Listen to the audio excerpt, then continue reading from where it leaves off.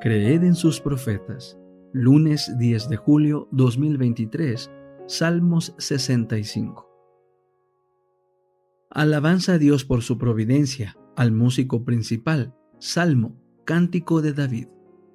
En Sión, oh Dios, te corresponde la alabanza, a ti serán pagados los votos. Tú oyes la oración, a ti acudirá todo ser. Las palabras de iniquidad prevalecen contra mí, pero tú perdonarás nuestras rebeliones. Bienaventurado el hombre que tú escoges y haces que se acerque a ti para que habite en tus atrios. Seremos saciados del bien de tu casa, de tu santo templo. Con hechos tremendos nos responderás en justicia. Oh Dios de nuestra salvación, esperanza de todos los confines de la tierra y de todos los mares más distantes. Tú eres el que afirmas las montañas con poder, ceñido de poderío. Tú eres el que sosiegas el estruendo de los mares, el estruendo de las olas y el tumulto de los pueblos. Por eso los habitantes de los confines de la tierra tienen temor de tus maravillas. Tú haces cantar de júbilo a las salidas de la mañana y de la noche. Visitas la tierra y la riegas. En gran manera la enriqueces. El río de Dios está lleno de aguas. Produces los trigales porque así lo has preparado. Haces que se empapen sus surcos y allanas sus crestas. Disuelves los terrones con aguaceros y bendices sus brotes. Coronas al año con tus bondades y tus recorridos fluyen en abundancia. Los pastizales del desierto fluyen en abundancia y las colinas se ciñen de alegría. Los prados se visten de rebaños y los valles se cubren de grano. Gritan de júbilo y cantan. El conflicto de los siglos, capítulo 19. Una profecía significativa. La doctrina de la conversión del mundo y del reino espiritual de Cristo no era sustentada por la Iglesia apostólica. No fue generalmente aceptada por los cristianos hasta casi a principios del siglo XVIII. Como todos los demás errores, este también produjo malos resultados. Enseñó a los hombres a dejar para un remoto porvenir la venida del Señor y les impidió que dieran importancia a las señales de su cercana llegada. Infundía un sentimiento de confianza y seguridad mal fundado y llevó a muchos a descuidar la preparación necesaria para ir al encuentro de su Señor.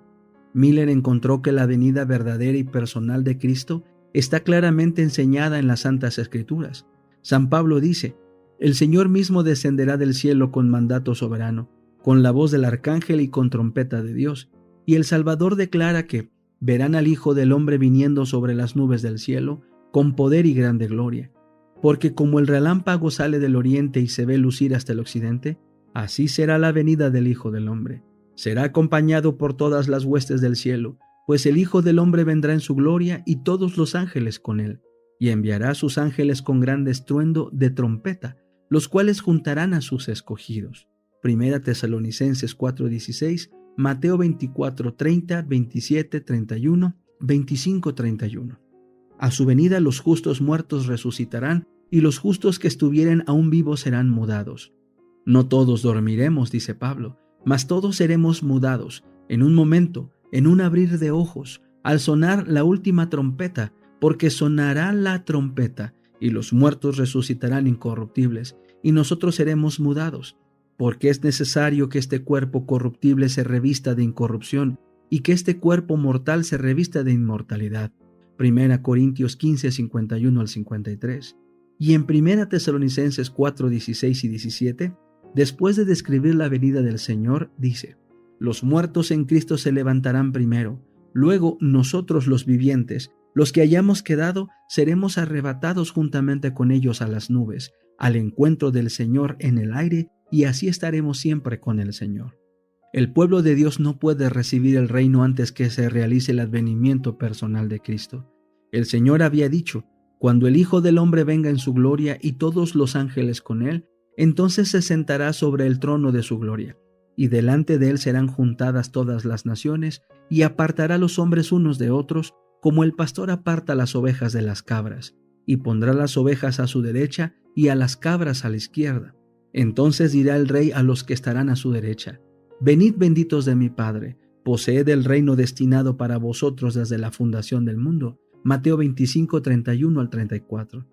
Hemos visto por los pasajes que acabamos de citar que cuando venga el Hijo del Hombre, los muertos serán resucitados incorruptibles y que los vivos serán mudados. Este gran cambio los preparará para recibir el reino, pues San Pablo dice: La carne y la sangre no pueden heredar el reino de Dios, ni la corrupción hereda la incorrupción. 1 Corintios 15:50.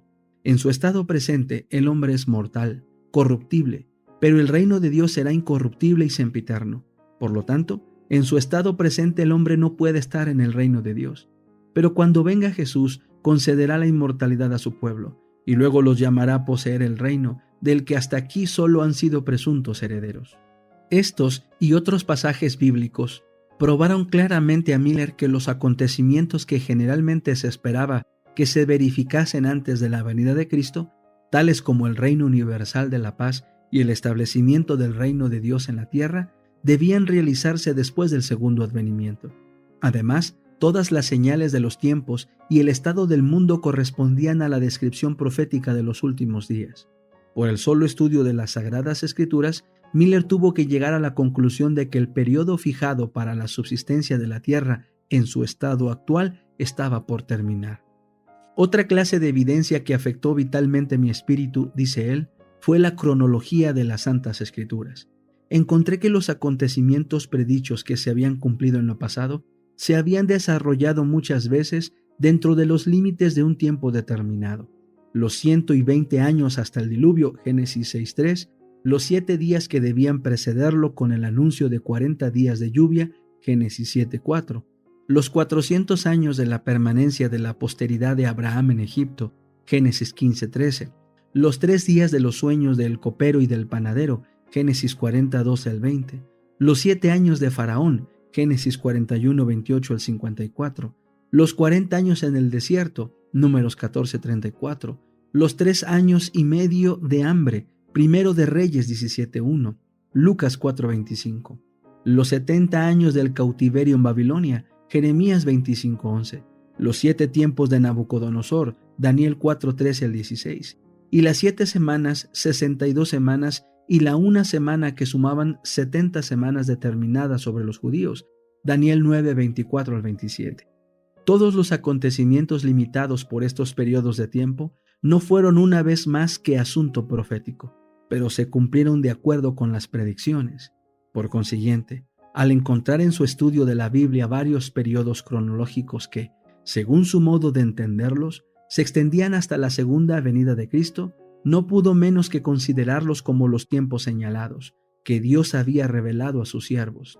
Las cosas secretas, dice Moisés, pertenecen a Jehová nuestro Dios, mas las reveladas nos pertenecen a nosotros y a nuestros hijos para siempre. Y el Señor declara por el profeta Amós que no hará nada sin que revele su secreto a sus siervos los profetas. Deuteronomio 29:29, Amós 3:7. Así que los que estudian la palabra de Dios pueden confiar que encontrarán indicado en las Escrituras el acontecimiento más estupendo que debe realizarse en la historia de la humanidad. Estando completamente convencido, dice Miller, de que toda escritura divinamente inspirada es útil, 2 Timoteo 3:16, que en ningún tiempo fue dada por voluntad de hombre, sino que fue escrita por hombres santos inspirados del Espíritu Santo, 2 de Pedro 1:21. Y esto para nuestra enseñanza, para que por la paciencia y por la consolación de las Escrituras tengamos esperanza, Romanos 15:4. No pude menos que considerar las partes cronológicas de la Biblia tan pertinentes a la palabra de Dios y tan acreedoras a que las tomáramos en cuenta como cualquiera otra parte de las Sagradas Escrituras. Pensé por consiguiente que al tratar de comprender lo que Dios, en su misericordia, había juzgado conveniente revelarnos, yo no tenía derecho para pasar por alto los periodos proféticos. La profecía que parecía revelar con la mayor claridad el tiempo del segundo advenimiento era la de Daniel 8:14. Hasta 2300 tardes y mañanas, entonces será purificado el santuario. Siguiendo la regla que se había impuesto de dejar que las Sagradas Escrituras se interpretasen a sí mismas, Miller llegó a saber que un día en la profecía simbólica representa un año, Números 14:34, Ezequiel 4:6. Vio que el periodo de los 2300 días proféticos o años literales se extendía mucho más allá del fin de la era judaica y que por consiguiente no podía referirse al santuario de aquella economía. Miller aceptaba la creencia general de que durante la era cristiana la tierra es el santuario y dedujo por consiguiente que la purificación del santuario predicha en Daniel 8:14 representaba la purificación de la tierra con fuego en el segundo advenimiento de Cristo. Llegó pues a la conclusión de que si se podía encontrar el punto de partida de los 2300 días, sería fácil fijar el tiempo del segundo advenimiento. Así quedaría revelado el tiempo de aquella gran consumación, el tiempo en que concluiría el presente estado de cosas con todo su orgullo y poder, su pompa y vanidad, su maldad y opresión, el tiempo en que la tierra dejaría de ser maldita, en que la muerte sería destruida y se daría el galardón a los siervos de Dios, a los profetas y santos, y a todos los que temen su nombre, el tiempo en que serían destruidos los que destruyen la tierra.